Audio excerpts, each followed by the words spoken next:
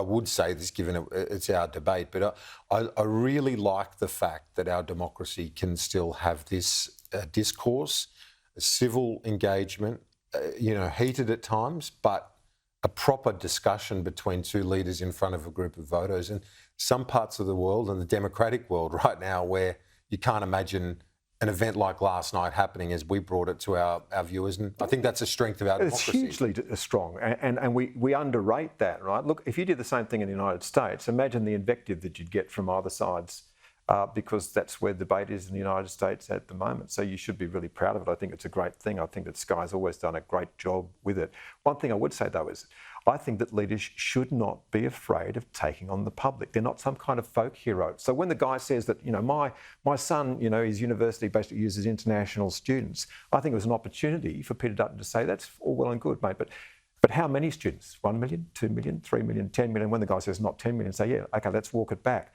Somebody has to make a choice about these things. And when the woman said to him, can we make sure that there's a respectful debate about immigration? I would say, of course we do, but these two things are respectful. One, we're allowed to talk about numbers, and two, we're allowed to talk about social cohesion. And I think you'd get head nods from the crowd. Not everyone necessarily agrees with the punter in the chair next to them.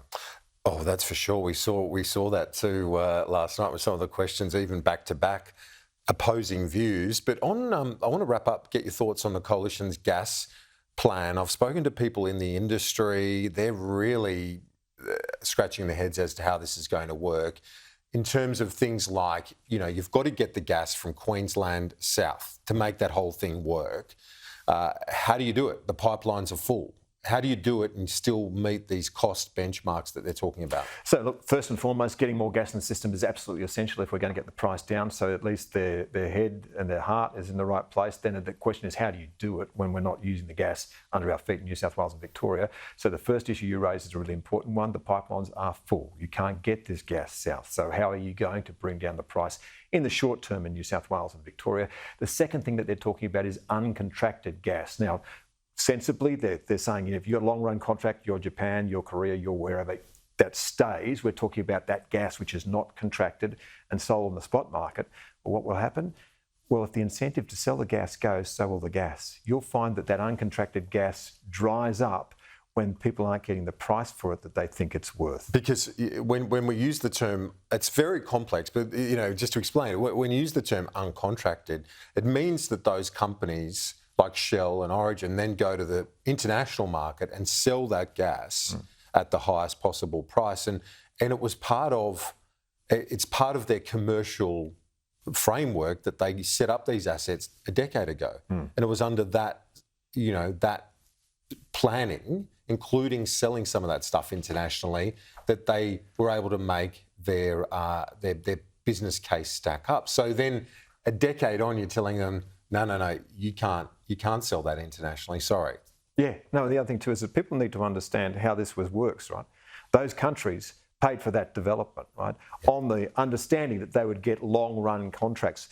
Two things that we're making people nervous about. One is sovereign risk, is that we might interfere in that. But secondly, this uncontracted gas, as I say, it will not be produced if people don't get a price for it. And they need incentive. We need to just produce more. But let's underline this, and I always come back to this point. It is more wind and solar on the grid will never bring down the cost of electricity, and that is something that at least the coalition understands that they have to keep hammering.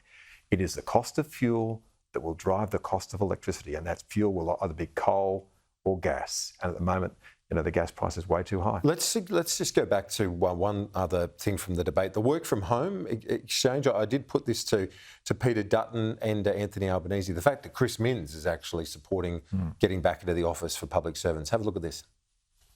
Why did you dump it? Whatever the flexible arrangements are, that's fantastic. That's a decision between you and your employer. Peter hasn't been able to stand up for his own policy, so I don't know how he can stand up for Australia. Working from home is a really important component in modern families. Yeah, it's an interesting development that we've had in our economy, in our society since COVID. A lot more people working from home, say 1 or 2 days a week, providing some flexibility. I know where Peter Dutton and the coalition were sort of targeting the view, but unfortunately for them, 2/3 of the public service aren't in Canberra, they're around the country. There are a lot of people in the private sector also who are enjoying the benefits of more flexibility, and it all got blended together, the argument. And that goes down to your messaging, right? If we've got a coalition that cannot go to an election now saying that it cannot cut public service jobs or make public servants work from home, where has the coalition got itself to? And that was one of Albanese's strongest moments, where he says, if you can't stand up for your own policy, how can you possibly stand up for the country? So that's an issue for them, and it's a deeper issue than just them backing away from a policy. Is how could you get that so catastrophically wrong? And that has cost them time and cost them skin. And again, this is one of those things where I thought he missed the opportunity. Anthony Albanese early in the debate started to go into everyone working from home, and he should have stopped him at that point and saying, no, that was never the case. And this is what happened.